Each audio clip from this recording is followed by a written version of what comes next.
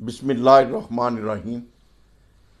अस्सलातु वस्सलामु अलैका या सय्यदी या रसूल अल्लाह व अला आलिका व अस्सहाबिका या हबीब अल्लाह। नहायत एहतराम के साथ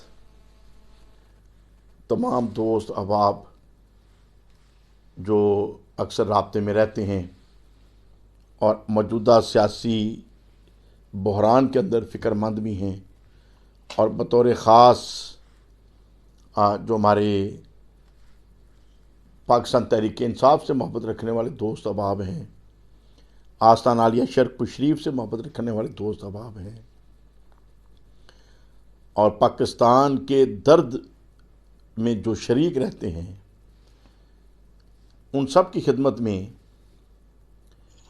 मैं ये गुजारिश कर रहा हूँ। और बतौर ख़ास जो मौजू ज़ेर बहस आज का रहा कि इमरान खान साहब का और इस्टेब्लिशमेंट का एक जो क्लैश नज़र आ रहा है, इसके ऊपर मैंने कुछ अर्सा पहले ये दोस्तों के साथ मशवरे से ये ख्याल किया था कि मेरी नज़र में जो चीज़ें हैं जो मैंने करीब से देखी, जिनका मैं विटनेस हूँ, मेरा हक़ है कि मैं जब मेरी ख्वाही है तो मैं उसको आवाम के सामने रखूँ।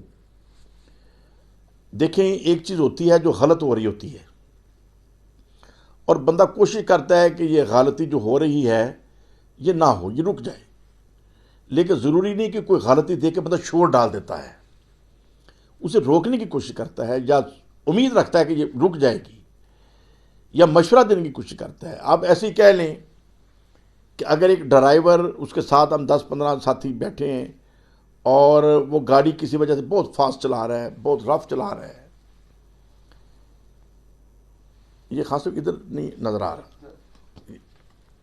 ये इनको इधर से इसको करें, तो वो गाड़ी अगर तेज़ चला रहा है और हम उसे कहते हैं कि यार आहिस्ता चलाओ, आगे खड्डे हैं ज़रा ध्यान से, आगे बच्चे हैं ज़रा आहिस्ता करो, और वो किसी वजह से नई बात सुन रहा, अपने तरीके से चलाए जा रहे हैं, और फिर कोई ऐसा मौका आए कि वो चीज़ एक्सीडेंट का बायस बन जाए, तो जब वो एक्सीडेंट का बायस बन जाए तो फिर हम उसको क्या कहेंगे कि ये हम तो तुम्हें पहले कह रहे थे कि यार आहिस्ता करो, इस तरीके से ना चलाओ। और अगर वो मंजिल मकसूद पर पहुंच जाए गलत गाड़ी चलाते हुए, तो फिर ड्राइवर कहेगा देखो आप मुझे रोक रहे थे, आप खाम को मुझे ट्रबल दे रहे थे, मैंने पहुंचाया कि नहीं पहुंचाया। तो मेरा ज़माना तालिब इल्मी से ये मौक़िफ़ रहा है कि गलत ड्राइविंग करके मंजिल मकसूद पर पहुंचने का मकसद ये नहीं है कि वो ड्राइविंग ठीक थी, अल्लाह का शुक्र करें आपने गलत ड्राइव किया फिर भी मंजिल मकसूद पर पहुंच गए। तो बहरहाल इमरान खान साहब के मामले में कुछ ऐसा ही है कि मेरी उनसे जो मोहब्बत है, जो जिस अनवान को ये हमारे शर्क शरीफ के एसपी न्यूज़ के खान साहब जिन्होंने इस मौजू के ऊपर इजहार ख्याल का प्रोग्राम बनाया और इसको लाइव पहले भी ऑन एयर किया कि हम इसके ऊपर बात करेंगे, फिर बीच में मसरूफियात कुछ ऐसी रहीं कि तहम्मुल से बैठ ना सके। आज भी कोशिश थी कि दोपहर को हम सुकून सही चल रहे थे। अच्छा, अभी जो मौका मिला तो खान साहब भी तशरीफ लाए, तो मैंने कहा ठीक है चलो हम बात करते हैं, जो दोस्त इस वक्त सुन रहे होंगे वो भी ठीक है, और फिर जब फेसबुक पे आता है तो दोस्त बाद में भी सुन लेते हैं, लेकिन बातें सामने जानी चाहिए। और मेरी इस सारी बातचीत के अंदर फिर ये रिक्वेस्ट है तमाम दोस्तों से कि किसी बात को इलफिल ना करें। जो बात मैं करूँगा ज़िम्मेदारी से करूँगा, नेक नीति से करूँगा, कोई मेरी ज़ाती गर्ज नहीं है। मकसद यह है कि हक़ाइक़ सामने आए और हमें अपने प्रॉब्लम को समझने का मौका मिले, और फिर अपने अपने तौर पर हम जो भी इसमें कंट्रीब्यूशन कर सकें वो हम कंट्रीब्यूशन पॉजिटिव वे से करें। और मौजू हमने ये चुना था कि मुझे ज़ाती तौर पर इमरान खान साहब से मोहब्बत क्यों है और फिर मुझे उनसे इख्तलाफ क्या है। लेकिन आज जब हम गुफ्तगू कर रहे हैं तो एक नया मौजू भी सामने आ गया, जो इसी तनाजुर के अंदर जो चीज़ें मैंने अर्ज़ करनी है, बयान करनी है, जिनकी तरफ मेरी नज़र है, जो मिलिट्री के ऊपर ब्लेम दिया जाता है, जिसका मैं शदीद मुखालिफ हूँ शुरू दिन से, आज से नहीं, शुरू से। गलतियाँ सियासतदानों की होती हैं, डाल मिलिट्री पे दी जाती हैं और बदनाम करने की कोशिश की जाती है। और मैं समझता हूँ कि हमें अपने अदारों को मुतनाज़ नहीं बनाना चाहिए, अपने अदारों का एहतराम मलहूज़ रखना चाहिए। देखिए, आज जो कराची के अंदर बल्दियाती इलेक्शन हुए, क्या उधर मिलिट्री ने धांधली की? क्या मिलिट्री ने दो नंबरियाँ की? पीपल्स पार्टी ने जिस तरीके से जमात इस्लामी को दो नंबर तरीके से कॉर्नर करने की कोशिश की है, ये किसी से को ढकी छुपी बात है। जबकि जमात इस्लामी के पास और उनके जो इत्तेहादी थे, जिसमें पीटीआई के भी चंद वोट थे, 193 अफराद की उन्हें हमायत हासिल थी और पीपल्स पार्टी को 173 अफराद की हमायत हासिल थी। तो जिस तरीके से पीपल्स पार्टी ने वहां आमराना स्टाइल में सिस्टम चलाया है, जिस हद तक इलेक्शन को डिले कर सके उन्होंने किया है, और जब आज कराए भी हैं तो कुछ लोगों को गायब कर दिया। जो भी उन्होंने किया उसके ऊपर ना तो कोई अवाम इत्मीनान करने को तैयार है, ना ही ये कोई जमहूरी तरीकाकार है, और फिर हम ब्लेम दे देते हैं मिलिट्री के ऊपर। मुझे ये बताएं, जब जुल्फकार अली भट्टू साहब को ने मूवमेंट चलाई एक फौजी आमर के खिलाफ, अयूब खान के खिलाफ, तो अवामी कुव्वत बरसरे इक़्तिदार आई एक डिक्टेटर को पीछे फेंक कर। तो किधर फौज ने ट्रबल दी थी? फौज तो बैक फुट पे चली गई, और फ्रंट पे कौन आया? अवामी नुमाइंदा जुल्फकार अली भट्टू। और फिर भट्टू साहब ने 5 साल सुकून से हुकूमत की, मिलिट्री ने कहा उन्हें ट्रबल दी।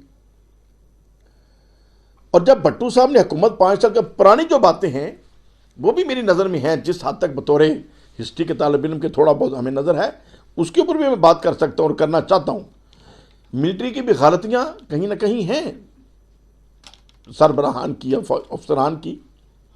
लेकिन मेरी सोच ये होती है कि हम अदलिया की और मिलिट्री की अगर गलतियाँ हैं भी तो उन्हें अंदर बैठ के इस्लाह करने की कोशिश करें, पब्लिक में बदनाम करने की कोशिश ना करें, मुतनाज़ ना बनाएं, लोगों के दिलों के अंदर जो एहतराम है इन अदारों का उसको ख़राब करने की कोशिश ना करें।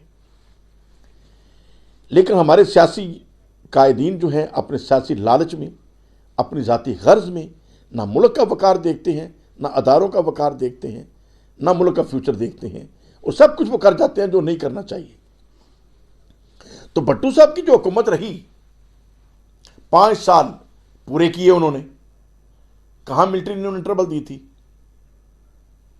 और फिर जुल्फकार अली भट्टू साहब ने खुद जो इलेक्शन कराए, जो मिलिट्री डिक्टेटर ने इलेक्शन कराए, याह्या खान ने, आज भी कहा जाता है वो इलेक्शन ठीक थे, बिल्कुल दुरुस्त इलेक्शन थे। उन इलेक्शनों में जो अक्सरियत मिली मुजीबुर रहमान को मिली, तो मुजीबुर रहमान की अक्सरियत को तस्लीम किसने नहीं किया? जुल्फकार अली भट्टू ने तस्लीम नहीं किया। भट्टू साहब ने साजिश की कि उधर उसको कर दो, इधर मुझे कर दो, और मिलिट्री को फिर जो यूज किया गया, जिसकी बदनामी मिलिट्री के ऊपर लगी कि जी इन्होंने उधर ये किया वो किया, जो भी बिल किया, वो ख्वाहिशात तो भट्टू साहब की थी, किसी मिलिट्री डिक्टेटर की ख्वाहिश नहीं थी, ना उसका कोई बेनिफिशियरी मिलिट्री डिक्टेटर था। उसका बेनिफिशियरी एक अवामी डिक्टेटर था, जो अपने आप को अवामी नुमाइंदा कहता था। और 5 साल वो अवामी डिक्टेटर ने अपनी हुक्मरानी चलाई। मुझे बताएं, उनके 5 साल हुकूमत के अंदर किस मिलिट्री ऑफिसर ने उन्हें ट्रबल दी? जब उन्होंने इलेक्शन कराए, 2 नंबर इलेक्शन कराए, जाली इलेक्शन कराए, फ्रॉड इलेक्शन कराए, जुल्फकार अली भट्टू के फ्रॉड इलेक्शनों के ऊपर मूवमेंट चली, पूरे पाकिस्तान में एहतजाज हुआ, किसी ने वो इंतखाब तस्लीम नहीं किए, लोगों ने मूवमेंटें की, लोगों ने जेल बरो तहरीकें चलाई, तहरीक निज़ाम मुस्तफा चली, आगे लगी, गोलियां चली, शहादतें हुई।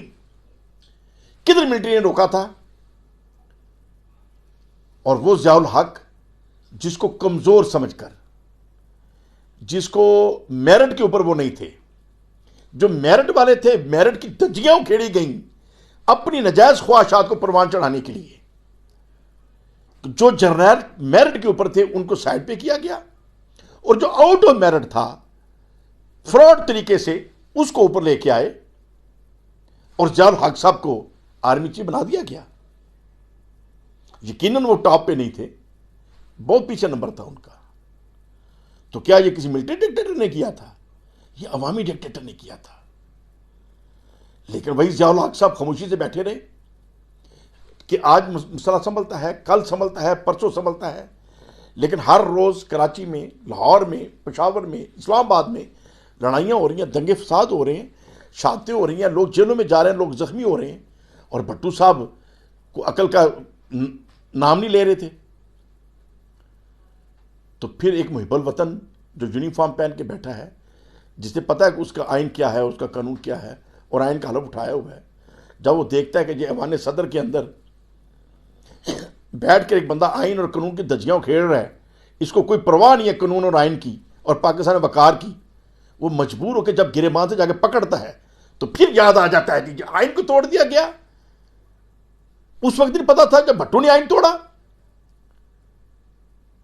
जब एक अवामी लीडर का सदर फजल अली चौधरी, वो बेचारा रात को लिख के जाता था कि सदर पाकिस्तान को रिहा करो, उसको गिरफ्तार किसी ने, आर्मी ने किया हुआ था। क्यों आर्मी को बदनाम करते हो? क्यों आर्मी को बदनाम करते हो? हरकतें आपकी अपनी गंदी हैं और बदनाम हम आर्मी को करते हो। कुछ शर्म करो, कुछ हया करो। और उसके बाद जियाउल हक साहब ने जितनी देर में बैठे रहे, यकीनन वो गैर आईनी तरीके से आए, लेकिन अवामी नुमाइंदों ने उसे तस्लीम किया, सियासी जमातों ने उसके बाजू बनी, सियासी जमातें उसके साथ चली, लोगों ने मिठाइयां बांटी, लोगों ने खुशी महसूस की कि भट्टू की हुकूमत खत्म कर दी गई, जो कि एक गलत हुकूमत थी उस वक्त, जो फ्रॉड इलेक्शन करा के अपने इक़्तिदार को नाजायज तरीके से तूल देना चाहता था, जिसने पहले बांग्लादेश को अलहदा कराया, पाकिस्तान को तोड़ा अपने लालच को पूरा करने के लिए। अगर मुजीबुर रहमान की अक्सरियत को भट्टू तस्लीम कर लेता, जो आईनी था, कानूनी था, तो बांग्लादेश ना तोड़ता। बांग्लादेश तोड़ने का बायस जुल्फकार अली भट्टू है, फौज नहीं है। फौज को तो यूज किया गया, इस्तेमाल किया गया। वो तो यूनिफॉर्म पहने, फौजी जवान तो मुलाजिम है, सिपाही मुलाजिम है। साजिश तो भट्टू ने की। लेकिन बाद में जब जियाउल हक 10-11 साल बैठे रहे, मुझे बताएं उनके खिलाफ कौन सी मूवमेंट चली? सबने कबूल किया। और जियाउल हक का दौर एक्सीलेंट दौर रहा, जैसा कि अयूब का दौर भी एक्सीलेंट दौर था। जियाउल हक का दौर भी एक्सीलेंट दौर रहा। मुल्क तरक्की करता रहा, मुल्क की एटमी कुव्वतें भी महफूज रहीं, कश्मीर काज को भी मजीद ताकतवर किया गया, और रूस जैसी ताकत को पीछे धकेला गया, अफगानों की मदद की गई, और दुनिया ने अप्रिशिएट किया हमारी फौजी हिकमत अमली को और हमारी उस वक्त की सियासी हिकमत अमली को। और फिर जब जियाउल हक साहब शहीद हो जाते हैं, उनके त्यारे को गिरा दिया गया एक साजिश के तहत। उसके बाद फिर अवामी दौर आता है। मोहतरमा बेनज़ीर साहबा वज़ीर आज़म पाकिस्तान बनती हैं, नवाज शरीफ साहब चीफ मिनिस्टर पंजाब बनते हैं, और मोहतरमा बेनज़ीर साहबा लाहौर तशरीफ लाती हैं बहैसियत वज़ीर आज़म, जो कि अवामी लीडर थी, और मियाँ नवाज शरीफ साहब जो कि अवामी लीडर थे, इन्होंने ऑर्डर किया जी हम उन्हें प्रोटोकॉल नहीं देंगे। क्या ये कानूनी था? ये आईनी था? क्या आप वज़ीर आज़म की तौहीन कर रहे हैं? आपकी वो वज़ीर आज़म है, उसको अवाम ने चुना है, अक्सरियत उसने उसके साथ है, तो नवाज शरीफ साहब को उसका एहतराम करना चाहिए था, नहीं किया। क्यों? अंदर था कि मैं हुकूमत करूं। क्या किसी फौजी ने कहा था नवाज शरीफ साहब को कि बेनज़ीर का एहतराम ना करें? बेनज़ीर की हुकूमत एक्सीलेंट तरीके से जा रही थी, अगरचे जरदारी साहब के ऊपर शिकायतें थी, प्रॉब्लम थी, लेकिन मोहतरमा बेनज़ीर की हुकूमत के अंदर कोई प्रॉब्लम नहीं थी। बहरहाल उसे गिराया गया। क्या फौजी डिक्टेटर ने गिराया? किसी ने। फिर नवाज शरीफ साहब की हुकूमत आती है, फिर उसको गिराया गया। क्या किसी फौजी डिक्टेटर ने गिराया? फिर पीपल्स पार्टी की हुकूमत आती है। जो भी ऊपर नीचे हुआ सबके सामने है। और फिर जब परवेज मुशर्रफ साहब आए, यकीनन गलत तरीके से आए, वो तरीकाकार उनका ठीक नहीं था, लेकिन उसमें भी मैं अगर उसका सही एनालिसिस करूं तो फॉल्ट फौज का नहीं था, फॉल्ट मियां नवाज शरीफ का था कि मियां नवाज शरीफ ने क्यों आउट ऑफ द वे एक ऐसे जर्नल को फीते लगाने की कोशिश की जिसको मिलिट्री ने खुद ही तस्लीम नहीं किया। परवेज मुशर्रफ तो आर्मी हाउस में नहीं था, वो तो जहाज के अंदर था। उसके जहाज को हाईजैक क्यों किया गया? क्यों ऑर्डर दिया गया कि आर्मी चीफ का जहाज जो इंडिया में उतार दिया जाए? ये किसी फौजी डिक्टेटर ने ऑर्डर किया था? अवामी डिक्टेटर ने कहा था। और फिर जो बाकी अफसरान थे उनका खून जोश मारा, उन्होंने किताबें आइन के पीछे रखी, क्योंकि जो अवामी नुमाइंदा वज़ीर आज़म हाउस में था वो भी किताबें पीछे रख के हरकतें कर रहा था। उन्होंने हुकूमत बदल दी, जिसका हमें दुख हुआ, तकलीफ हुई और गैर आईनी तरीका था। अगरचे मैं समझता हूं कि वो अच्छा नहीं हुआ, उसका नुकसान हुआ, लेकिन वायरल हो गया। लेकिन उसमें भी गलती अगर मैं देखूं उस इशू के अंदर गलती अवामी लीडर की थी, फौजी अफसर की नहीं थी। लेकिन बाद में परवेज मुशर्रफ का जो दौर चलता है, अगर उस दौर को देखें तो वो दौर भी तरक्की का दौर रहा है, पुरसकून दौर रहा है। कोई अफरा तफरी नहीं थी, कोई इधर इंतशार नहीं था, सब कारोबार चल रहे थे, लोग सुकून से अपना अपना काम कर रहे थे। और परवेज मुशर्रफ साहब को भी अवामी नुमाइंदों ने तस्लीम किया, सियासी जमातें उनके साथ लगी रहीं, उनको कबूल किया। और सियासी लीडरों ने यह कहा कि हम 10 बार भी 100 बार भी यूनिफॉर्म के अंदर उन्हें सदर बनाएंगे। ये फौजियों ने तो नहीं कहा था, अवामी नुमाइंदों ने कहा था। बहरहाल ताज़ा सूरत हाल के ऊपर आ जाते हैं। ताज़ा सूरत हाल क्या है कि फहद इमरान खान साहब हैं मौजूदा दौर में, जिनकी हुकूमत को बनाने में, जिनकी हुकूमत को लाने में फौज ने ओपन खुलकर साथ दिया। इतना खुल के साथ कभी किसी का नहीं दिया गया। लेकिन उन्होंने समझा कि एक आदमी इंसाफ की बात कर रहा है, एक आदमी बेहतरीन रिकॉर्ड रखता है। उसने हॉस्पिटल बना के दिखाया जो दुनिया का बेहतरीन हॉस्पिटल है, उसने यूनिवर्सिटी बना के दिखाई जो दुनिया की बेहतरीन यूनिवर्सिटी गिनी जा रही है, जिसने खेल के मैदान में पाकिस्तान को इज्जत दी और दुनिया में एक नाम कमाया, जिसके मिजाज के अंदर कोई लालच नाम की कुछ चीज़ नज़र नहीं आ रही, खुल के सपोर्ट किया। लेकिन जब खुल के सपोर्ट किया गया तो इमरान खान साहब को एक अक्सरियत, सियासी जमातों के अंदर अक्सरियत मिल गई, अक्सरियत मिली, लेकिन इतनी अक्सरियत नहीं मिली कि वो हुकूमत बना सकते। यहां से मुझे पहला इख्तलाफ इमरान खान साहब से शुरू हुआ। और जो सवाल है कि मुझे उनसे मोहब्बत क्यों, इमरान खान से मेरे मोहब्बत का जो सफ़र शुरू होता है, मुझे नाम लेने में कोई हर्ज नहीं है, मैं ऑन रिकॉर्ड लाना चाहता हूं। मैनचेस्टर में शेर रबानी इस्लामिक सेंटर जो मेरे वालिद गिरामी रहमतुल्लाह अलैह ने बनवाया, 2 शेर रबानी इस्लामिक सेंटर मैनचेस्टर के अंदर, जहां 5 वक्त की नमाज भी होती है, जुमे की नमाजें भी होती हैं, बच्चों को तलीम व तरबियत भी दी जाती है। जब मैं वहां जाता हूं तो कोशिश होती है कि जुमे की नमाज उधर पढ़ी जाए। उसी मस्जिद के एक नमाजी हैं चौधरी मंजूर साहब, जिनकी एक प्राइवेट कंपनी बहुत बड़ी है मैनचेस्टर में, मार्को ट्रेडर। वो कई दफ़ा मुझे मोहब्बत से अपने दफ्तर ले जाते थे, जुमे के बाद आए उधर चाय पीते हैं। और जब मैं MNA था 2002 के इलेक्शन के बाद, तो चौधरी मंजूर साहब ने मुझे कहना कि मियाँ साहब आप इमरान खान का साथ दें, इमरान खान बहुत अच्छा आदमी है। उन्हें तारीफ़ें करनी, तारीफ़ें बतानी। और चौधरी मंजूर साहब चूंकि उनके इब्तदाई इमरान खान साहब के दोस्तों में से, रुफ़क़ा में से हैं, और 5 वक्त के नमाजी हैं, बारिश हैं, और फिर करोड़पति अरबपति ताजर हैं। तो जब ऐसा बंदा जो 5 वक्त का नमाजी है और बहुत बड़ा ताजर है, अगर वो कोई बात कहेगा तो उसकी बात के अंदर वज़न तो है कि जब वो कहेंगे जी इमरान खान हमारी आम मसाजिद के आइमा दीन को इतना नहीं समझते जितना इमरान खान समझता है, तो यकीनन मेरे लिए वो बात एतमाद के लायक थी। और फिर हमारे दोस्त लंदन में प्रोफेसर अब्दुल वहीद मुग़ल, उन्होंने भी इमरान खान साहब की तारीफ़ें करनी कि मियाँ साहब मैं उनके बहुत करीब हूँ, बहुत अच्छा आदमी है, बहुत अच्छा लीडर है, आप उसका साथ दें। फिर राना इजाज साहब जो हमारे शेखुपुरे की हैं, लंदन में तहरीक इंसाफ का वो फंड रेजिंग के अंदर भी हमेशा फ्रंट पे रहे हैं, उन्होंने भी मुझे बहुत ज़्यादा कंपेन करनी। तो ये 2-3 बंदे ऐसे इब्तदाई तौर पे थे कि जो इंग्लैंड में मुझे जब भी मैं जाता था तो मुझे वो ज़रूर फोर्स करते थे। और जब फिर मैं इमरान खान साहब के करीब हुआ तो दिल में और मोहब्बत पैदा हुई। यकीनन मैंने उन्हें वैसे ही पाया जैसा मैं सुन रहा था,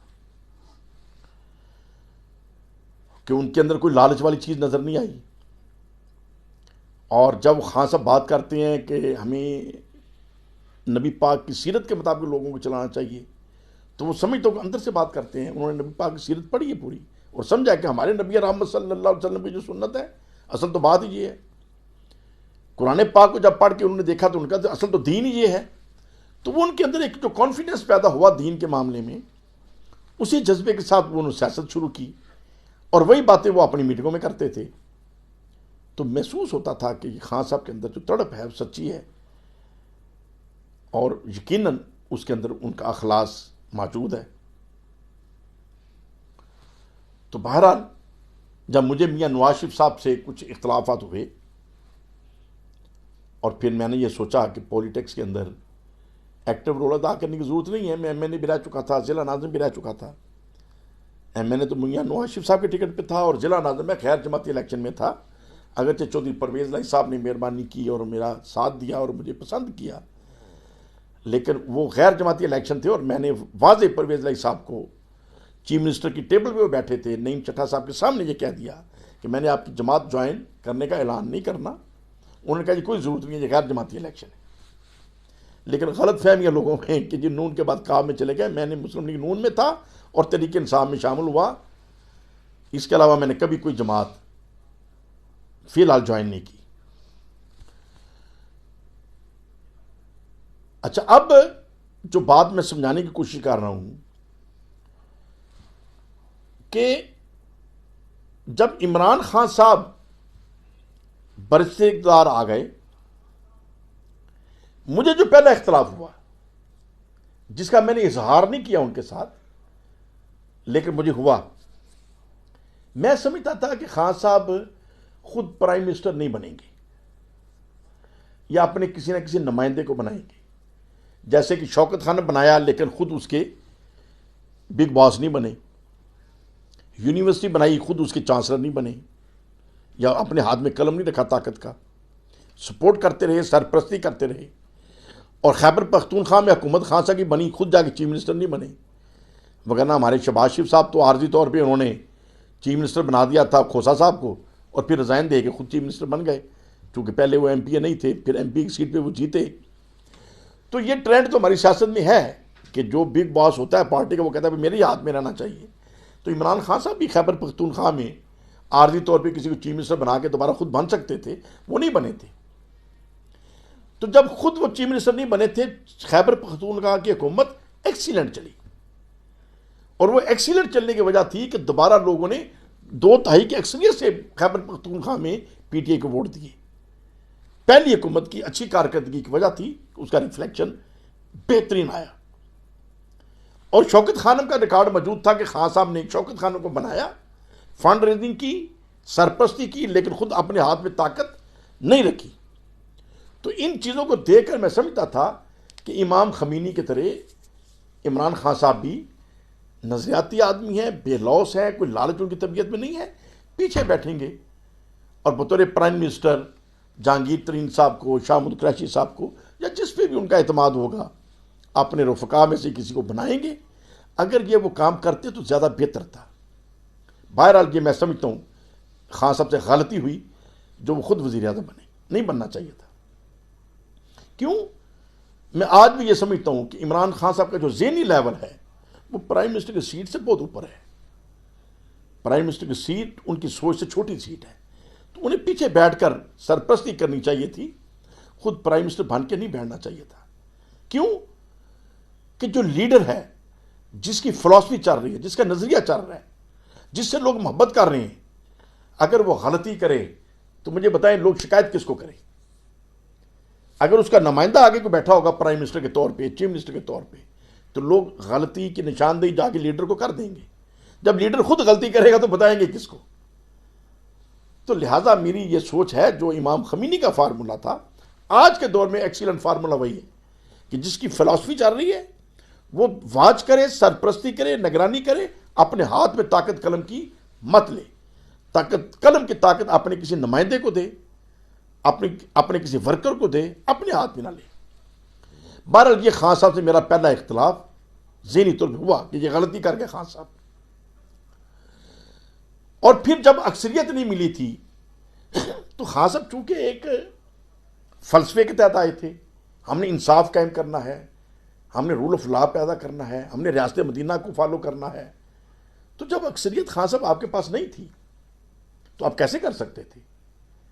जब आपने एमक्यूएम को साथ मिलाया, मुस्लिम लीग काफ को साथ मिलाया, कुछ आज़ाद लोगों को साथ मिलाया, जब इतने लोग आपको साथ मिलाने पड़ गए तो मुझे बताएं आप कैसे अपने फलसफे को इंप्लीमेंट कर सकते थे?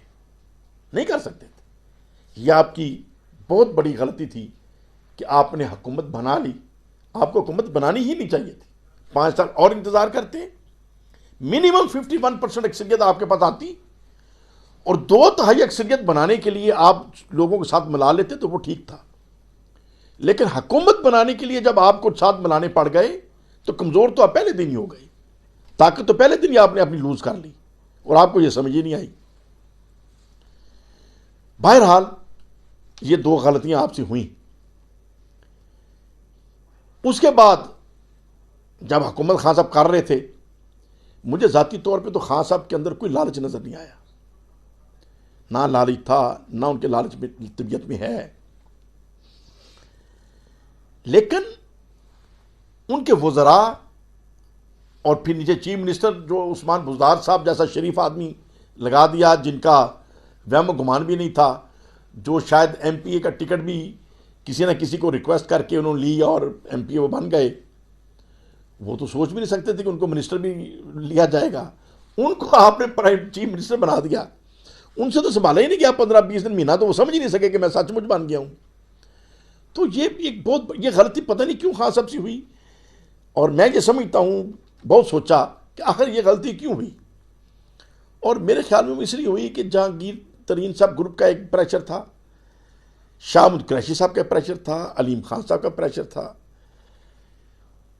तो बजाय इससे कि उन 2-3 के अंदर जिनके ग्रुप थे किसी पे खास हाथ रखते थे, सब ने कबूल कर लेना था। खान साहब ने सोचा कि नहीं, एक शरीफ सा बंदा लगा दे जो सब के लिए काबिल कबूल हो। तो ये एक बार गलती खान साहब की हुई, शदीद गलती हुई। लेकिन मेरे तो खैर बुज़दार साहब मेहरबान हैं, साफ बात है। अगर उस्मान बुज़दार साहब सुन रहे हैं तो मैं बिल्कुल उनका हर लम्हा शुक्रगुजार हूँ कि मेरे साथ तो उन्होंने हजूर शेर रबानी रहमतुल्लाह अलैह के सदके बहुत मोहब्बत की। जो भी बात मैं रिक्वेस्ट करता था उसको वो फूल पहनाते थे, उस बात को आसान समझते थे। बल्कि शुरू में जब मैं 1-2 दफ़ा उनसे मिला हूँ तो मेरे आगे भी नहीं चलते थे, मुझे आगे चलाते थे। अगरचे मैंने हमेशा उनका एहतराम किया है, लेकिन वो मेरे साथ मोहब्बत करते थे। लेकिन पॉलिटिकली उस्मान बुज़दार साहब का ज़ाहिर ये लेवल तो नहीं था। शरीफ आदमी थे और फिर उनकी शराफत का जो नाजायज़ फ़ायदा ब्यूरोक्रेसी ने उठाया, नीचे करप्शन कई गुना बढ़ गई थाना कचहरी के लेवल पे और सेक्रेटरीट लेवल पे, कि जो पैसे देता उसकी बात सुनी जाती थी। और पीटीआई के मिनिस्टर या पीटीआई के एमएनए एमपीए जो बात कहते थे कि ये सच्चा बंदा है, इसके साथ ज्यादती ना हो, तो थानेदार कहते थे नहीं जी नहीं, ये तो जनाब वो फलां हो गया, ये हो गया, वो हो गया। वही बंदा शाम को 10,000 रुपया देता था तो वो अपनी बात मनवा के घर आ जाता था। इस वजह से पीटीआई के एमएनए एमपी बहुत परेशान थे कि चीज़ें गलत हो रही हैं और उस्मान बुज़दार साहब की ग्रिप नहीं थी। और ब्यूरोक्रेसी को जब चांस मिल गया 2 नंबरियां करने का, लूट मार करने का, कि शरीफ आदमी चीफ मिनिस्टर बैठा है उसको समझ नहीं आती और मैं नीचे से काम डालते जाओ। और ये तो मैंने मिनिस्टर्स को परेशान देखा, एमएनए एमपी को परेशान देखा। और इस परेशानी का फिर मैंने हल ढूंढा, इसका सोल्यूशन क्या है। मैंने खान साहब को फ़ोन किया और ये तो वो मेहरबानी फरमाते थे कि जब वो प्राइम मिनिस्टर थे तो जितनी दफ़ा भी मैंने उनको रिक्वेस्ट की, मुलाकात की, 5-10 दिन या 15 दिन के अंदर अंदर वापस फ़ोन आ जाता था कि आपने टाइम मांगा हुआ है तो आप कल इतने बजे आ जाएं या परसों इतने बजे आ जाएं। तो जब इस इशू के ऊपर मैंने टाइम मांगा, टाइम मुझे मिल गया, हमारे दोस्त हैं हनान अली अब्बासी, जो कि नेशनल यूथ असम्बली के प्रेसिडेंट भी हैं और फाउंडर भी हैं, वो भी मेरे साथ थे और हम प्राइम मिनिस्टर हाउस गए। तो मैंने खान साहब की खिदमत में अर्ज़ किया कि मैंने कहा सर बात यह है, उस्मान बुज़दार साहब नहायत शरीफ आदमी, मोहब्बत वाले आदमी हैं और मुझे तो ज़ाती तौर पर उनसे बड़ी मोहब्बत है, लेकिन उनकी ग्रिप कमज़ोर है और नीचे मामलात कंट्रोल थाना लेवल पे, कचहरी लेवल पे, ज़िला लेवल पे नहीं हो रहे, जिसकी वजह से अवाम के अंदर भी परेशानी है और पीटीआई के वर्करों के अंदर भी तशवीश है। तो इसको सलूशन करें, इसका हल ढूंढें। तो इसके लिए बेस्ट ये है कि आप एक छोटी कमेटी बना दें जिसमें महमूद रशीद साहब, चौधरी इजाज साहब, इस खैबर से एक दो बंदे डाल के हम इन प्रॉब्लम्स को नोट करें, इनका हल ढूंढें और फिर इसको ब्रीफ करके आपकी खिदमत में रखें, तो ये चीज़ें मैनेजेबल हैं, इनका हल हो सकता है। खान साहब ने ये बात सुनी, पसंद की, मेरे सामने सैफुल्लाह न्याजी साहब की ड्यूटी लगाई कि सैफ शरीफपुरी साहब से ये टाइम बनाओ, बड़ी अच्छी बात कर रहे हैं, ये मैनेज करें। सैफुल्लाह न्याजी साहब ने मेरे साथ टाइम भी बनाया, बाद में मुझे फ़ोन भी आया, चौधरी इजाज साहब के भी फ़ोन चला गया और चौधरी इजाज साहब ने मेरे से पूछा ये क्या टाइम बनाया है। मैंने कहा जी ये मैंने बात खान साहब से की थी और उन्होंने कहा बड़ा अच्छा किया आपने, ये बड़ा इंपॉर्टेंट काम है। लेकिन बाद में सैफुल्लाह न्याजी साहब ने जो मीटिंग का टाइम रखा, एक दिन पहले वो कैंसिल कर दिया और वो चीज़ें कोई रिजल्ट ना ले सके। अब मुझे बताएं, जब प्राइम मिनिस्टर लेवल पे ये बात तफसील से हुई, आसान तरीके से हुई, उन्होंने हुक्म भी दे दिया, उस बंदे को हुक्म दिया जो हर वक्त उनके दाएं बाएं बैठा होता था, उसने टाइम भी बनाया, चौधरी इजाज साहब को भी टेलीफोन चला गया, लेकिन उसके बाद इसका रिजल्ट नहीं को आया। तो क्या ये हुस्न कारकर्दगी है? ये फॉल्ट किधर है? यकीनन ये खान साहब का फॉल्ट नहीं है, उनकी टीम में फॉल्ट है, लेकिन फॉल्ट तो है। फिर एक मौके के ऊपर दोबारा मैंने टाइम लिया, वो इशू मुझे आया ख्याल कि खान साहब रियासत मदीना की बात करते हैं, दिल से करते हैं, बच्चों को सीरत नबी पढ़ाने की बात करते हैं, मैं समझ तो दिल से करते हैं, पाकिस्तान का मतलब क्या ला इलाहा इल्लल्लाह की बात करते हैं, दिल से करते हैं, सरकार दो आलम सल्लल्लाहु अलैहि वसल्लम के नामूस की बात अक़वाम मुत्तहिदा में जिस जरूरत से की, किसी अरब शहजादे को भी तौफीक नहीं हुई, दिल से जो बातें करते हैं उन बातों का एक इम्पैक्ट है। लेकिन जो खान साहब के इर्द गिर्द माहौल है, आम आवाम समझते हैं कि ये लोग रियासत मदीना बनाएंगे, जो खान साहब बातें करते हैं, क्योंकि अगर हमने मस्जिद बनानी है तो हमें आर्किटेक्चर भी वो चाहिए जो मस्जिद के डिज़ाइन को समझता है, और अगर शादी हाल बनाना है तो आर्किटेक्चर वो चाहिए जो शादी हाल के डिज़ाइन और डिमांड को समझता है। तो जब रियासत मदीना बनानी है तो हमें वो अफराद चाहिए जो रियासत मदीना को समझते हैं। तो वो लोग जो खान साहब के इर्द गिर्द मैडम यास्मीन राशिद और फवाद चौधरी साहब और इस तरह के जितने भी हमारे काबिल एहतराम इमरान हैं, उनको तो नहीं समझ रियासत मदीना होती क्या है और कैसे बनेगी। तो बहरहाल मैंने इस इशू के ऊपर फिर टाइम लिया, मुझे बताया गया जी टाइम ब्रिगेडियर अहमद साहब देंगे। मैंने ब्रिगेडियर साहब को फ़ोन किया, उन्होंने कहा जब किस लिए आपने मिलना है? मैंने कहा कुछ इश्यूज़ हैं, मैं डिस्कस करना चाहता हूँ, पॉलिटिकल इश्यूज़ हैं। उन्होंने कहा ठीक है। 5-6 दिन के बाद उन्होंने बुला लिया और ये मीटिंग मेरी खान साहब से रमज़ान शरीफ में हुई और बड़ी लंबी हुई, उनकी मेहरबानी। और इस मीटिंग में मेरे सिवा कोई भी नहीं था, ब्रिगेडियर अहमद साहब तशरीफ़ फरमा थे जो मिलिट्री सेक्रेटरी थे उस वक्त, मैं अकेला था और खान साहब तशरीफ़ फरमा थे। और बहुत खासा ने मोहब्बत की, जब मैंने बातें शुरू की, इशू उनकी भी दिलचस्पी का था और काफ़ी ज़्यादा इसके ऊपर बातचीत हुई। तो मुझे उन्होंने पूछा कि फिर आप इसका हल क्या समझते हैं? मैंने कहा सर मेरी रिक्वेस्ट ये है कि ये जो उलमाए कराम हैं, तमाम उलमा इस मिजाज के नहीं हैं कि वो इलेक्शन लड़ें और असम्बलियों में जाएं। फिर हमारा जो इलेक्शन का एक स्टाइल बन चुका है, पैसा लगाने का, 2 नंबरियाँ करने का, उलमा इस मिजाज के नहीं है, ना इस तरीके से वो पैसा खर्च कर सकते हैं। लेकिन रियासत मदीना जो असम्बलियों में आ जाती हैं, इनमें से अक्सर लोगों को तो कुल वल्ला भी नहीं पढ़नी आती। तो ये लोग तो नहीं रियासत मदीना को समझते और ना बना सकते, आप तो बातें दिल से करते हैं। लेकिन ये लोग जो आपके साथ हैं सारे काबिल एहतराम हैं, लेकिन जो आपका नजरिया है उसको इम्प्लीमेंटेशन के लिए तो उस कैटेगरी के बंदे चाहिए। तो लिहाजा मेरा मशवरा ये है कि आप पूरे पाकिस्तान के चारों सूबों से जो काबिल एहतराम उलमाए कराम हैं उनका एक ग्रुप तैयार करें, 50, 60, 70, 80 उलमाए कराम का, जिसमें अहले सुन्नत, अहले हदीस, अहले तशी, तमाम मसालिक से जो काबिल एहतराम उलमा है, तदरीसी उलमा हैं, उनका एक ग्रुप बनाएं। हर माह उनके साथ 2 घंटे की नशिस्त करें। प्राइम मिनिस्टर हाउस में जब मीटिंग होएगी, जब 2 घंटे में आप उन्हें ब्रीफ करेंगे पूरे महीने की कारकर्दगी और उनसे मशवरे लेंगे, तो एक कॉन्फिडेंस लेवल बढ़ेगा, उलमाए कराम की मशावरत आनी शुरू हो जाएगी। और एक असम्बलियों में तो नहीं है, लेकिन मशवरे में तो आ सकते हैं। और जब पब्लिक के सामने भी ये तस्वीरें जाएंगी हर महीने, तो लोग भी समझेंगे कि खान साहब सचमुच रियासत मदीना की तरफ चल पड़े हैं। और बात तो लंबी हुई और खान साहब ने इतनी पसंद की, इतनी पसंद की, बड़े खुश हुए, कहने के आपने बिल्कुल सही बात कही है, ये ज़रूर होना चाहिए। मेरे सामने खान साहब ने ब्रिगेडियर अहमद साहब, आज भी वो जिम्मेदारी की पोस्ट पे हैं, इस बात की तस्दीक फरमाएंगे, उन्होंने खान साहब ने ड्यूटी लगाई ब्रिगेडियर साहब की कि शरपुर साहब से रब्ता रखें और ये उलमा का एक ग्रुप बनाएं और ईद के फ़ौरन बाद, चूँकि रमज़ान शरीफ था, ईद के फ़ौरन बाद मीटिंग रखें। मुझे भी बड़ी खुशी कि चलो मैं खान साहब की खिदमत में कुछ बातें कह सका हूँ, उनको पसंद भी आई हैं, अब ये रिज़ल्ट भी आएगा। और फिर ब्रिगेडियर अहमद साहब ने मुझे व्हाट्सएप मैसेज के ज़रिए मेरे से कुछ नाम लिए, तो मैंने कहा ये आपके जो अदारे हैं उनके पास सब नाम हैं, बलूचिस्तान से, खैबर पख्तूनख्वा से, सिंध से, पंजाब से, वो देख लें। जो उलमा ऐसे हैं जिनकी उनके अपने मकतबा फ़िक्र में भी इज़्ज़त है, जिनके ऊपर कोई इल्ज़ाम नहीं है, जो काबिल कदर लोग हैं, उनका एक रेशो से एक तनासब बना लें। तो मुझे ब्रिगेडियर ने फरमाया नहीं आप भी कुछ नाम दें। मैंने कहा सर मैं भी अर्ज़ कर दूंगा। तो मैंने भी कुछ 10-12 नाम जो मैं समझता था कि ज़िम्मेदार लोग हैं, बड़े लोग हैं, काबिल कदर लोग हैं, मैंने भी वो नाम पेश कर दिए। और फिर ब्रिगेडियर साहब ने, खान साहब का सऊदी अरब का दौरा आ गया, तो सऊदी अरब से भी ब्रिगेडियर साहब ने मुझे व्हाट्सएप मैसेज किया कि हम सऊदी अरब में हैं और वापस आके इसकी डेट का तयन कर रहे हैं।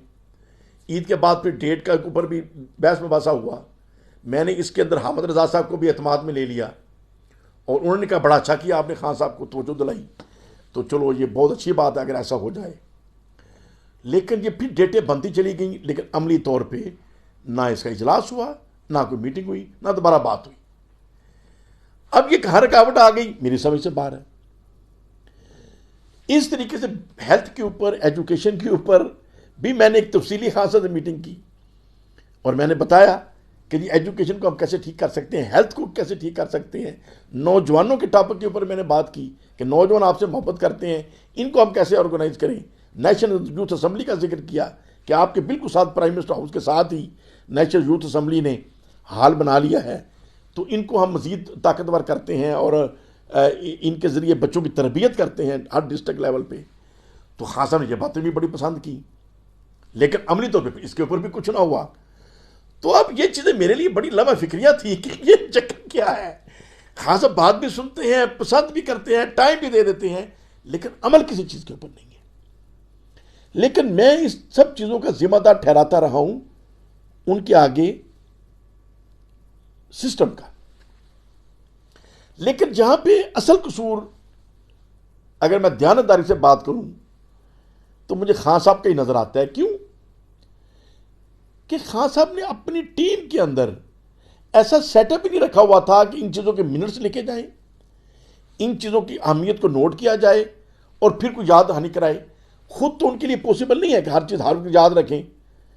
जब 24 आवर पूरी दुनिया उनके नज़र में होनी चाहिए, अमेरिका, रूस, बरतानिया, सऊदी अरब, हिंदुस्तान, अफगानिस्तान, ईरान, चाइना, तो जब वहाँ जो पाकिस्तान का नाम वो बड़ा जो कर रहे हैं और जो खान साहब ने पाकिस्तान का नाम ऊंचा किया, उनके एक शाहाना स्टाइल से, उनके बावकार अंदाज़े गुफ्तगू से, उनके बावकार अंदाज़े चाल चलन से पाकिस्तान की इज़्ज़त बढ़ी।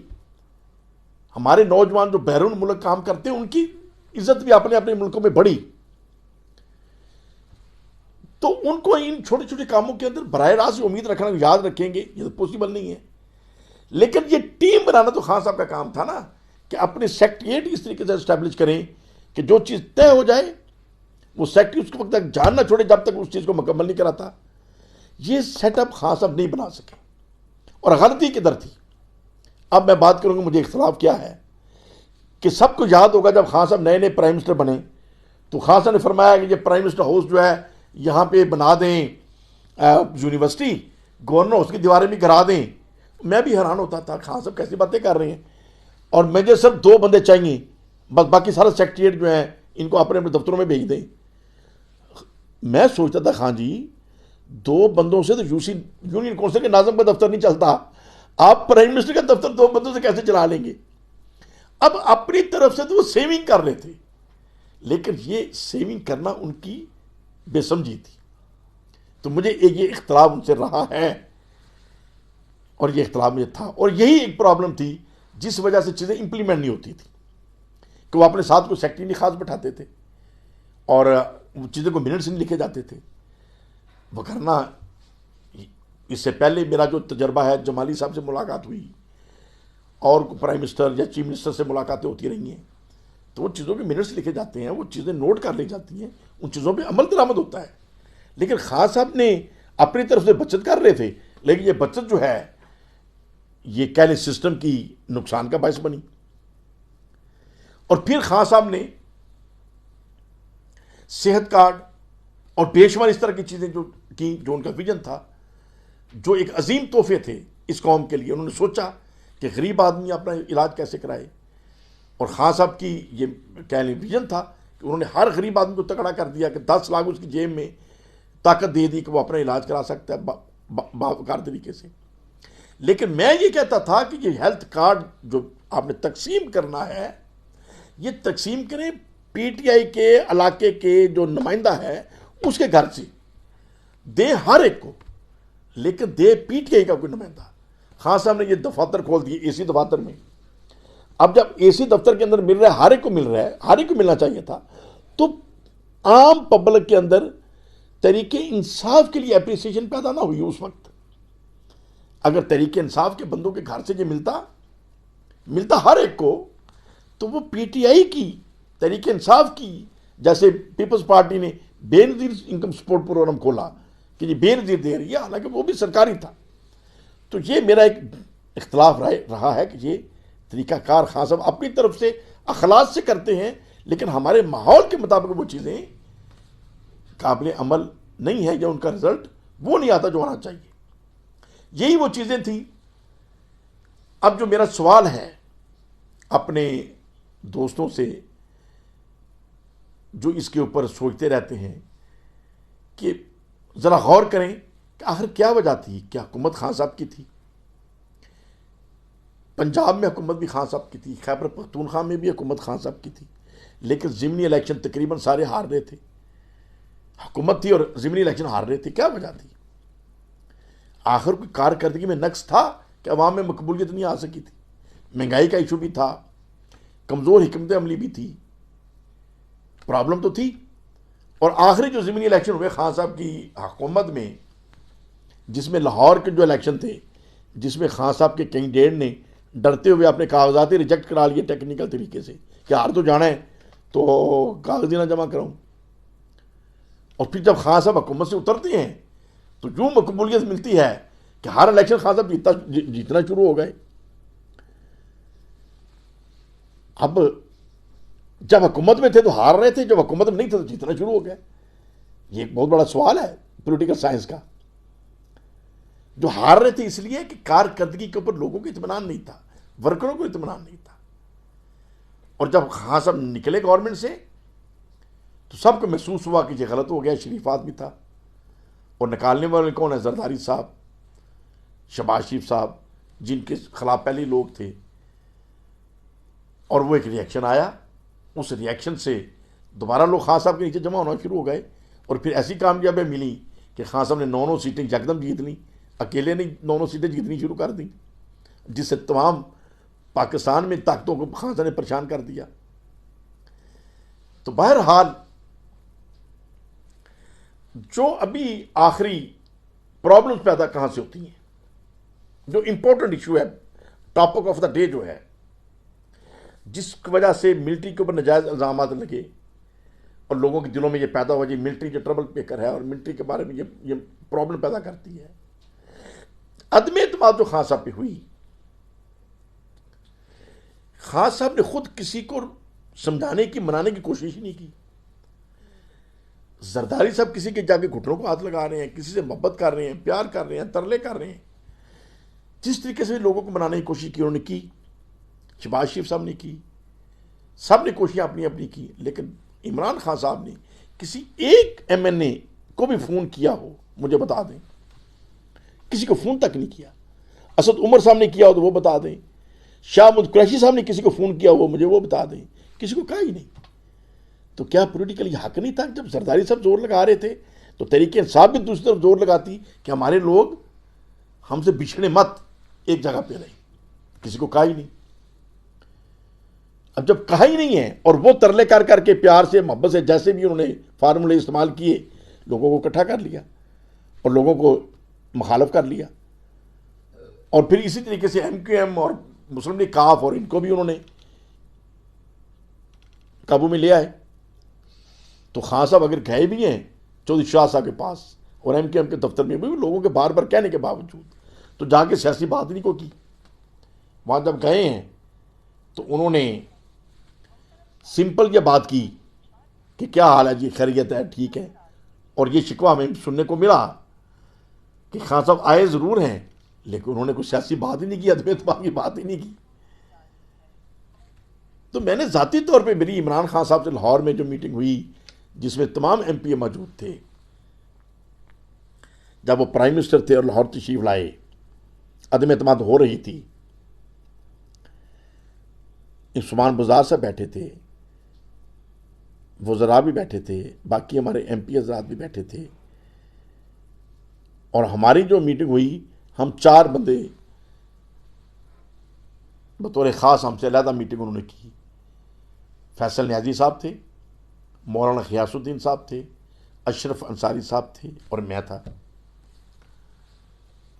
तो जो एक रिवाज है कि बस जी हम आपके साथ हैं और जान भी देंगे, कुर्बानी भी देंगे, जो मर्जी हो जाए आपके साथ ही छोड़ेंगे, यही जुमले सब MP हज़रात बोलते बालते रहे इसी तरह के। वहाँ मेरे ख्याल में मैं ही था जिसने थोड़ा सा खान साहब को मुतवज्जे किया और कुछ बातें वो की जो टॉपिक ऑफ द डे थी। एक बात जो मैंने खान साहब से कही कि खान साहब जब आप प्राइम मिनिस्टर बने हैं और उसके बाद मुस्लिम लीग नून से और पीपल्स पार्टी से, चूँकि ज़ाहिर है मैं भी मुस्लिम लीग नून के टिकट से MP हुआ था, फैसल न्याजी भी मुस्लिम लीग नून के टिकट से MP हुए थे, और हम दो वो बंदे थे जो शुरू से पीपल्स तहरीक इंसाफ के साथ थे और फिर टिकटों की बंदरबांट के अंदर, जिसका फिर मैं मुलज़म इमरान खान साहब को नहीं ठहराता, नीचे उनकी जो हैराकी थी उन्होंने उस वक्त जो भी गलतियां की और अपने यारों को पाला या गलतियां की या जो भी टिकटें बेची या क्या किया और क्या नहीं किया, बट मिस्टेक्स हुई जिस वजह से नज़र आ रहा था कि सेंट्रल पंजाब जो जीत रहा था अब ये लूज़ कर जाएंगे, और कर गया। तो बहरहाल हम 2 के अलावा बाकी तो मुस्लिम लीग नून के बंदे थे और कुछ पीपल्स पार्टी के थे। तो मैंने कहा सर हम 14 थे जिनको आपने बनी गाला बुलाया और आपने शुक्रिया अदा किया, चाय पिलाई और मोहब्बत की बातें की। ये 14 से 28 होने चाहिए थे, हम 14 से आज 4 आपके पास बैठे हैं। ऐसा ऐसा सब छोड़ गए हैं, जो भी छोड़ के जाता है उसको पीछे से पूछते ही कोई नहीं है क्यों छोड़ गए। तो सियासत ऐसे तो सरजी नहीं चलती।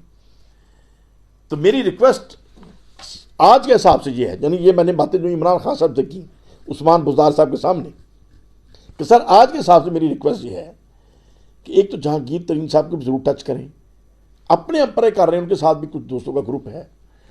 और अलीम खान साहब के लिए तो मैंने अर्ज़ किया जी उस्मान बुज़दार साहब की ड्यूटी अभी लगाएं कि मियाँ असलम इकबाल साहब को साथ ले लें, महमूद रशीद साहब को ले लें, मैं भी साथ चलता हूँ, हम जाके अलीम खान साहब को मनाएं, राज़ी करें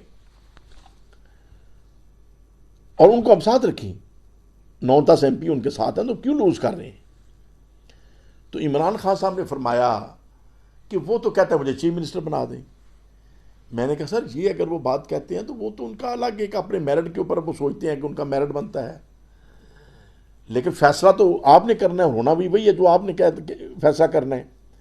लेकिन अगर पंजाब के अंदर हमारा जो कल्चर है कत्ल भी हो जाए और कुछ मुअज्जिन घर जाके तरला मिन्नत कर लें तो मुदई सॉफ्ट हो जाती हैं, नरमी दिल में आ जाती है। तो अगर आपकी तरफ से उस्मान बुज़दार साहब चले जाएंगे, साथ 2-4 और सीनियर मिनिस्टर चले जाएंगे, तो मेरे जैसा बंदा भी बात करने वाला साथ होगा तो हम अलीम खान साहब को मना लेंगे और इंशाल्लाह वो मान जाएंगे। तो खान साहब ने खामोशी इख्तियार कर ली, इसके ऊपर कोई डिसीजन नहीं किया। और बाद में मैंने फिर उस्मान बुज़दार साहब से बातें की 3-4 दिन के बाद कि देखिए मैंने आपके सामने खान साहब को ये कहा है और खान साहब ने ड्यूटी नहीं लगाई, मेरे हिसाब से खान साहब गलती कर रहे हैं और मुझे नज़र आ रहा है कि मरकज़ की गवर्नमेंट भी गिर जानी है और पंजाब की भी गिर जाएगी। तो बुज़दार साहब कहेंगे फिर हम क्या कर सकते हैं। तो फिर ये हो गया। अब ये गिरती नज़र आ रही थी और गिर गई, गलती खान साहब की अपनी है। मेरा शदीद एतराज़ ये पैदा हुआ कि मार्च में यह हुकूमत गिरी तो सितंबर में खान साहब ने जो रट लगानी शुरू कर दी कि ये मीर जाफर, मीर सादक और आर्मी चीफ के ऊपर निशानेबाजी शुरू कर दी। ये कहते हैं हम न्यूट्रल थे, न्यूट्रल तो जानवर होते हैं। खान साहब कैसी बातें करते हैं। गलती तरीके इंसाफ की अपनी है, नलायकी आपकी अपनी है, डाल आप आर्मी चीफ के ऊपर रहे हैं, जरदारी घुटनों को हाथ लगा रहे हैं। आप नहीं जाके किसी को प्यार से कह सकते थे जो बंदे आपके थे। नहीं, आपने कहा हुकूमत गिर गई तो हुकूमत में बैठे रहना चाहिए था, फिर भी अपोजिशन में बैठना चाहिए था। फिर इस्तीफे देने की क्या जरूरत थी कि इस्तीफे देके बाहर आ जाए। इसमें ये कौन सी बात है। 4-6 बंदे कम हो गए, फिर कौन सी बात है। अपोजिशन में बैठे, बैठ के अंदर बैठ के भी हुकूमत को टफ टाइम दे, बाहर से भी बाहर पब्लिक का मूवमेंट है वो भी बनाए। तो बाहर ये शदीद गलतियां खान साहब, अगर आपको कोई बंदा मेरी बात सुनाए तो बड़े अदब से अर्ज करूंगा, ये आपने शदीद गलतियां की।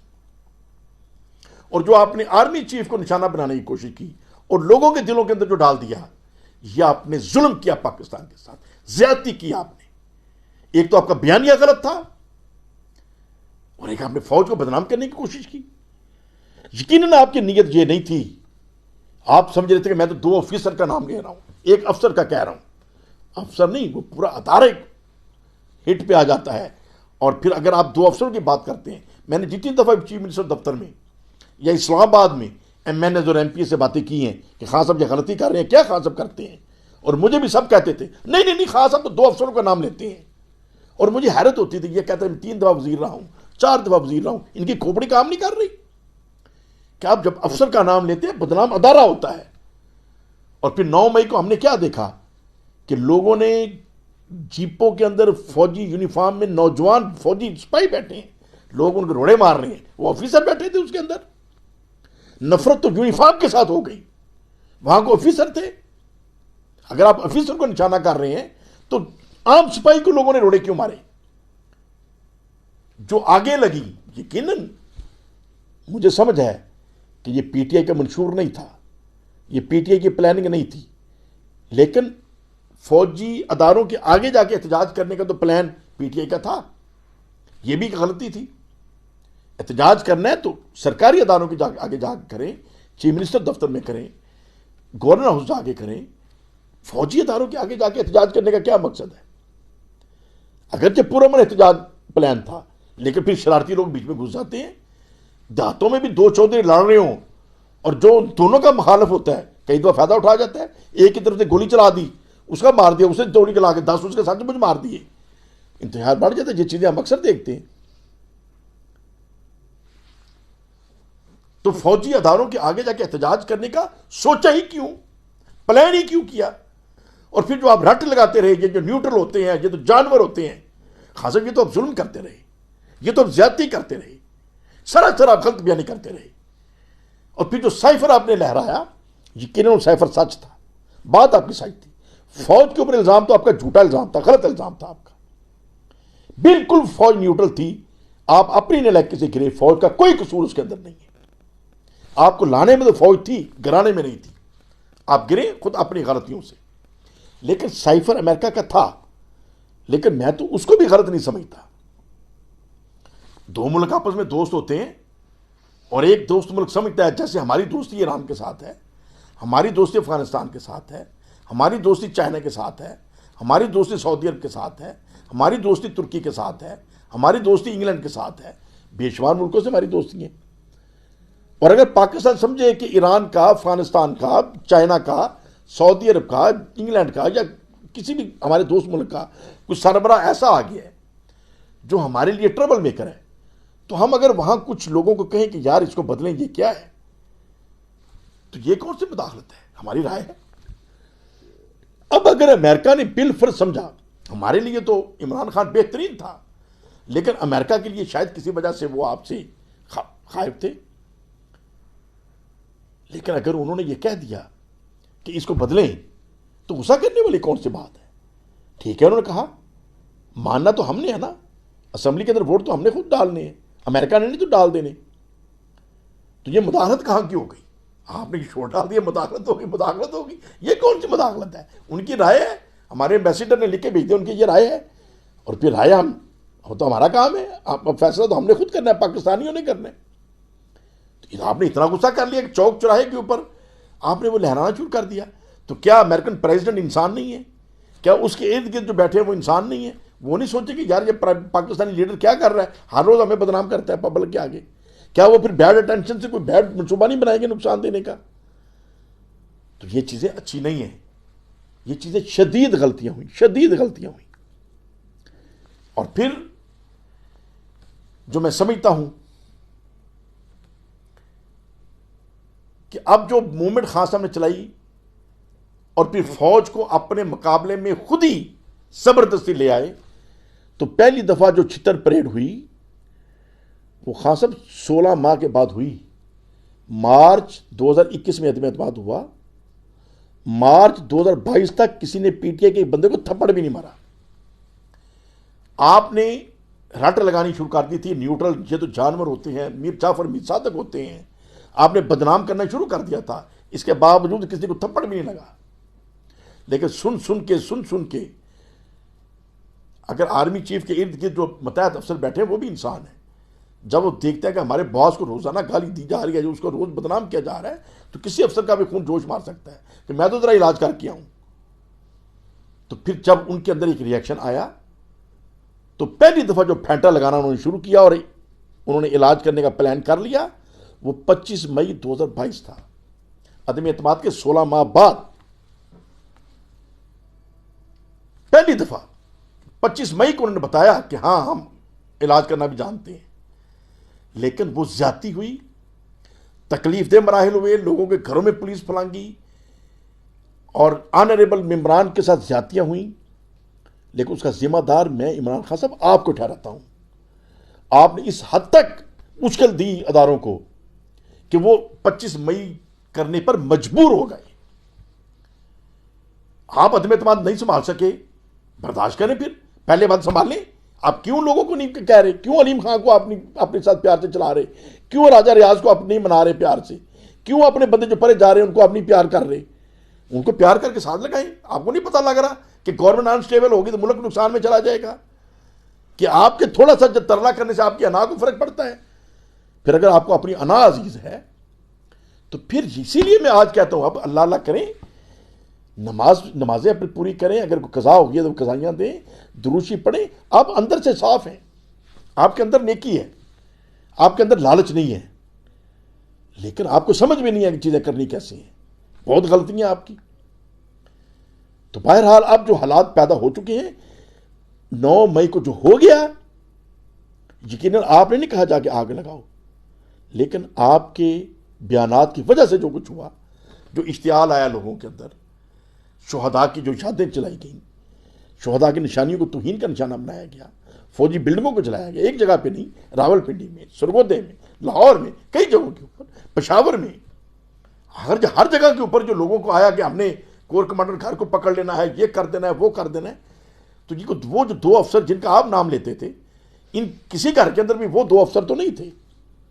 तो जो मेरे जैसा तालिब इल्म सोचता था कि आप जो जुमलेबाजी कर रहे हैं इसका इंपैक्ट आम फौजी तक जाएगा, तो फिर दूसरा मुझे ये बताएं, जब हम फौजी यूनिफॉर्म को तौहीन का निशाना बनाएंगे और उन नौजवानों को जो हमारे लिए बॉर्डर पे खड़े होके गोली खाने को तैयार है, जब हम उसको रोड़े मारेंगे तो हमारे लिए बॉर्डर पे जान देगा, वो हमारे लिए कुर्बानी देगा। इसलिए मैं अक्सर ये कहता हूं, नवाज शरीफ साहब ने जो जुल्म किया था, मरियम साहबा ने जो ज्यादती की थी, उन्होंने भी बहुत बड़ी ज्यादती की थी। अब बात होगी, आप अपनी गलती आधारों के ऊपर डालते हैं खुद आप डिक्टेटर। क्या नवाज शरीफ साहब डिक्टेटर नहीं है? इमरान खान साहब मोहतरम, क्या आप खुद डिक्टेटर नहीं है कि जो मर्जी आप करते फिरें वही होगा, और सारे आपका एहतराम करते हैं, इसमें कोई शक नहीं है। लेकिन मेरे सिवा अक्सर लोग आपका एहतराम लालच से करते हैं, मियाँ जलील शेरपुरी जो वो है जो आपके साथ एहतराम आपका लॉजिक से करता है। मैं इख्तलाफ भी आपसे करता रहा हूँ, मोहब्बत भी आपसे करता रहा हूँ। इख्तलाफ भी मैंने लॉजिक से किया है, मोहब्बत भी लॉजिक से की है। लेकिन अक्सर आपके इर्द गिर्द वो वज़ीर मुशीर बनने के लिए आपके पीछे फिरते हैं। मुझे वज़ीर मुशीर बनने का कभी शौक़ नहीं हुआ। उस्मान बुज़ार साहब के वक्त भी मैं वज़ारत ले सकता था। मुझे लोग कहते भी रहे, मुझे कभी अट्रैक्शन नहीं हुई। मुझे यह है कि निज़ाम सही चले, हमारा मुल्क आगे जाए, हमारी हुकूमत वो हो जो बावकार तरीके से चले। और आपकी ज़ात के अंदर तो एक बावकार पर्सनैलिटी नज़र आती थी, लेकिन आपने ये ऐसी गलतियाँ कर दी जिसका अब रिवर्स बैक होने का इम्कान नहीं है। और फिर आखिर में मैंने जो मशवरा दिया था, हालात को ख़राब होते थे, जो ख़राब आपने खुद किए, जिसके आप खुद जिम्मेदार हैं। फौज को जो बदनाम करने की कोशिश की इसकी तो मुझे बहुत तकलीफ है, सरासर तकलीफ है। फिर हमारे सहाफ़ियों के साथ जो ज़्यादतियाँ हो गई, फिर जब एक अदारा नियत कर लेता है कि हमने फैंटियाँ लगा के इनका इलाज करना है, तो वो फिर रिवर्स होने का तो वो सोच ही नहीं रही। उनको तो समझाया भी नहीं जा सकता। 16 माह वो चुप करके बैठे रहे हैं। 16 माह आप उनको उछल देते रहे हैं। 16 माह आप कहते रहे हैं जानवर जानवर जानवर।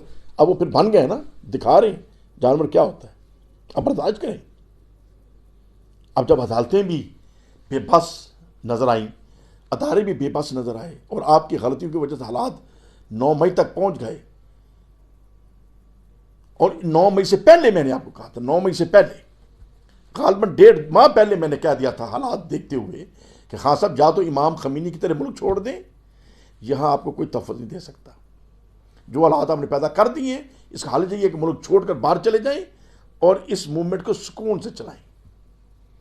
अगर कानून और आइन के मुताबिक पंजाब के इलेक्शन 90 दिन के अंदर होने चाहिए थे, लेकिन अगर कानून और आइन को पढ़ने को तैयार नहीं है, तो फिर क्या मुल्क को आग लगा दें? क्या करें? वो गैर आइनी काम कर रहे हैं। अयूब खान ने भी गैर आइनी काम किया, ज़ियाउल हक साहब ने भी किया, परवेज़ मुशर्रफ साहब ने भी किया। जब एक दफ़ा गैर आइनी काम किसी मजबूरी से, किसी जिद में, किसी अना में एक ताकत कर जाती है, तो उसके बाद क्या मुल्क को आग लगा दें?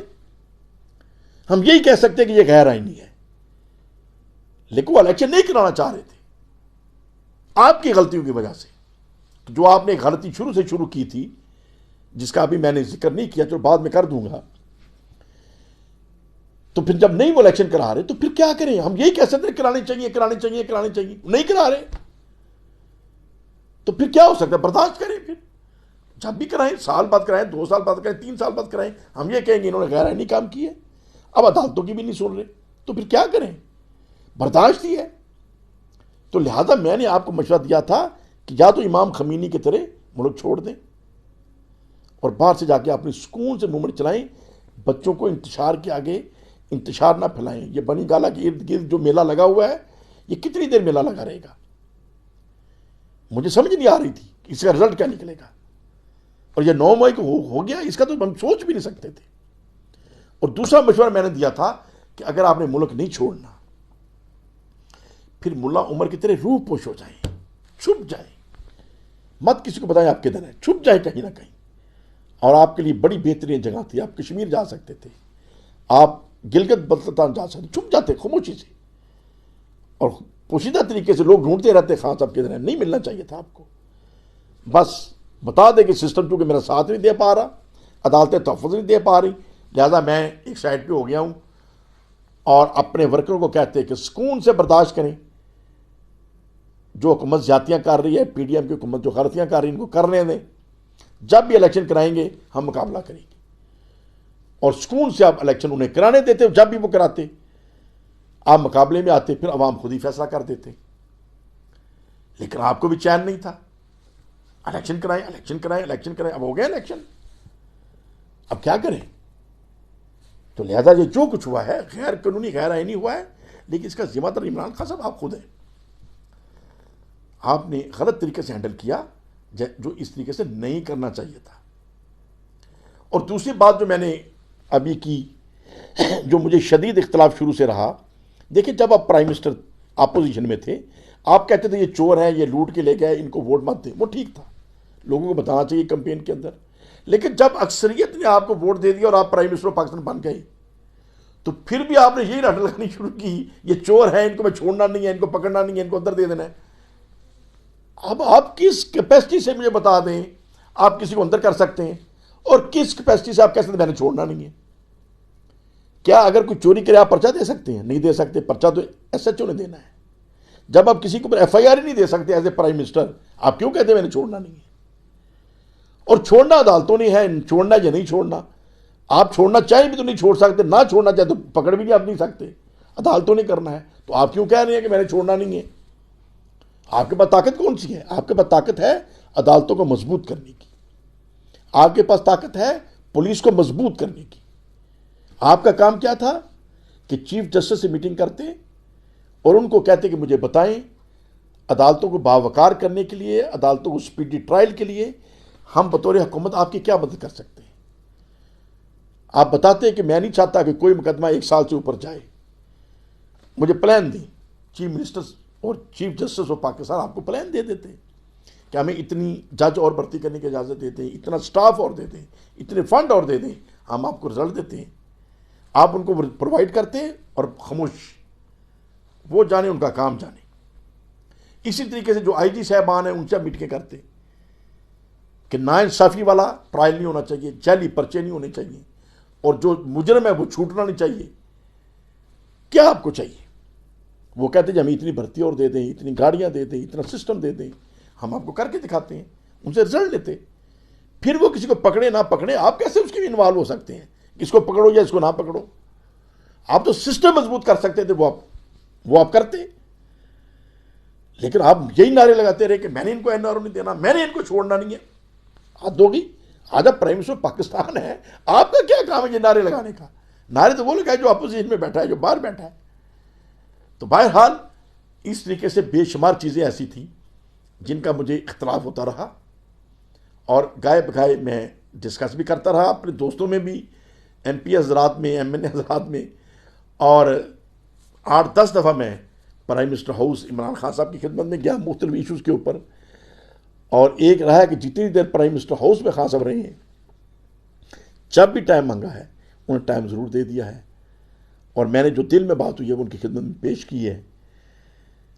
और लेकिन ये भी मैंने देखा कि खान साहब के जो इर्द गिर्द बैठे थे वो खान साहब के विजन के बंदे नहीं थे, और अक्सर खान साहब के विजन के खिलाफ वो नीचे काम कर रहे थे, और ये चीज़ें भी होती रहीं। ग्रिप नहीं थी, वीकनेसेस थी। लेकिन बहरहाल वक्त गुजर गया है।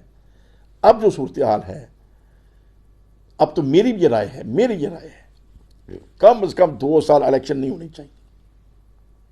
उसके लिए जो भी रास्ता निकाला जाए, कानूनी या गैर कानूनी, इलेक्शन होंगे, इसका रिजल्ट अच्छा नहीं आएगा। 1.5-2 साल इलेक्शन नहीं होने चाहिए।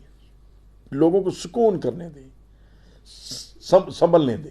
इंटरिम गवर्नमेंट बनाए, जो मेरा मशवरा है अदारों को, सियासी लीडरों को, इंटरिम गवर्नमेंट बनाए रिटायर्ड जजेस के ऊपर। जितने रिटायर्ड जजेस हैं, सेशन जज रिटायर्ड हैं, हाई कोर्ट के जजेस रिटायर्ड हैं, चीफ सुप्रीम कोर्ट के जजेस रिटायर्ड हैं, रिटायर्ड अदलिया के जो ऑनरेबल मेंबरान हैं उनकी लिस्ट लें, उनको चीफ मिनिस्टर बनाएं, उनको प्राइम मिनिस्टर बनाएं, उनके ऊपर इंटरिम सेटअप बना दें 1.5 साल के लिए, जिनका कोई सियासी लगाव नहीं है, सिर्फ उनको पाकिस्तान के अंदर इस्तेकाम लाने की तरफ तवज्जो हो। वही इस्तेकाम ला सकेंगे। जो इस्तेकाम पार्टी बनाई है शायद ये भी इस्तेकाम ना ला सके। इस्तेकाम कौन लाएंगे? जिनका कोई सियासी अपना विजन नहीं है, जिनका विजन सिर्फ ये है कि मुल्क को हमने पुरसुकून करना है और आगे लेके जाना है। अल्लाह ताला नबी पाक के सदके हमें समझने की तौफीक अता फरमाए, एक दूसरे से मोहब्बत करने की तौफीक अता फरमाए, और सियासी इख्तलाफ को दुश्मनी में बदलना जो है इससे हमें अल्लाह बचाए। और शिया सुन्नी वहाबी जो हमारे मुसलमानों के अंदर मुख्तलिफ ख्यालात हैं, इनके अंदर भी अल्लाह ताला मोहब्बत पैदा करे कि हम सब नबी रहमत सल्लल्लाहु अलैहि वसल्लम के मानने वाले हैं। अगर तशरीहात में कुछ इख्तलाफ है, इसका मतलब ये नहीं है कि एक दूसरे को हम नीचा दिखाएं, एक दूसरे की तौहीन करें, एक दूसरे की इंसल्ट करें। और इसी तरीके से सियासी पार्टियों के अंदर जो मिजाज है, कोई समझता है मैं पीपल्स पार्टी के जरिए बेहतर काम कर सकता हूँ, कोई समझता है मैं मुस्लिम लीग में बेहतर काम कर सकता हूँ, कोई समझता है मैं तहरीक इंसाफ में बेहतर काम कर सकता हूँ, कोई समझता है ये नई पार्टी बनी है इस्तेकाम पाकिस्तान पार्टी, उसमें बेहतर काम कर सकता हूँ, कोई जमात इस्लामी को बेहतर समझता है, कोई JUP को बेहतर समझता है, जिसको भी बेहतर समझता है तो सब पाकिस्तानी, और मकसद भी सबका पाकिस्तान को आगे लेके जाना है। तो अल्लाह करे कि हम पाकिस्तान को इस्तेकाम दे सकें और सुकून रियासत बना सकें और तरक्की की तरफ लेके जा सकें। हमारे पाकिस्तानी अवाम के अंदर जो टैलेंट है, अल्लाह के फजल करम से, ये मैं बात अपने तजर्बे से कहता हूँ, जितनी दुनिया मैंने फिरी है मेरे दोस्तों में शायद किसी ने इतनी नहीं फिरी। अमेरिका, बरतानिया, कनाडा, जापान कई दफ़ा मैं गया हूँ, मिडल ईस्ट में कई दफ़ा गया हूँ, कारोबारी दौरों पर भी गया हूँ, सियासी दौरों पर भी गया हूँ, मजहबी दौरों पर भी गया हूँ, लेकिन जितना टैलेंट मैंने पाकिस्तानी नौजवानों में और अपने अहबाब में देखा है, इतना टैलेंट मुझे दुनिया की किसी कौम में नज़र नहीं आया। लेकिन बदकिस्मती ये है कि जब हमारे लीडर बेकारी मिजाज हैं, जब हमारे लीडर ज़ाती गर्ज, ज़ाती लालच, अपनी जगीरें भरना, पाकिस्तान से लूट लूट के बाहर जाके पैसा रखना, तो फिर मुल्क को बदनाम तो ये लीडरान करते हैं, अवाम नहीं है। अल्लाह करे कि हम अपने मुल्क को मुस्तहकम करें, अपने मुल्क का सोचें, अपने मुल्क को बेहतर करें और दुनिया के आगे एक अच्छी मिसाल के तौर पर हम पेश कर सकें। और आखिर में मैं फिर, अगर अरशद अली मंडा साहब मेरी बात का गुस्सा ना करें, उनकी ज़रूर गुजारिश करनी चाहूँगा कि आपको नहायत अदब से गुजारिश है कि मेरी बात के ऊपर आप कमेंट्स ना किया करें, क्योंकि आपको तो मेरी बात अच्छी लगती नहीं है। और जो आपने जाली अकाउंट बनाए हुए हैं 15-20, उनको भी बराए मेहरबानी मेरे लिए ना यूज़ करें, आपकी मेहरबानी। हाँ, अगर किसी वक्त मेरी किसी बात के ऊपर आपको कोई है तो बराए रास्त आप तशरीफ़ लाएँ, मुझे समझाएं, मैं आपकी खिदमत में अपनी गुजारिशत कर सकता हूँ। तो ऐसे जो आप कमेंट्स करते हैं वो अच्छे नहीं लगते। और जो जाली अकाउंट आपने बनाए हुए हैं 20-15, लोग समझते हैं शायद 15-20 मुख्तलिफ लोग हैं, वो सारे आप खुद ही बैठ के कर रहे होते हैं, तो ना ऐसे किया करें। और मैं मोहब्बत से कह ही सकता हूँ, और मैं आपको क्या कह सकता हूँ। तो बाकी आहल शरफ शरीफ, आहल शेखुपुरा ज़िला के जितने भी दोस्त हैं, सबको मेरा मोहब्बत भरा सलाम। और ये गुजारिश है कि हम अपने ज़िले को, अपने सूबे को, अपने वतन को आगे ले जाने का सोचें, एक दूसरे को नीचे लगाने का ना सोचें। वाखिर दावाना अनिल हम्दुलिल्लाहि रब्बिल आलमीन।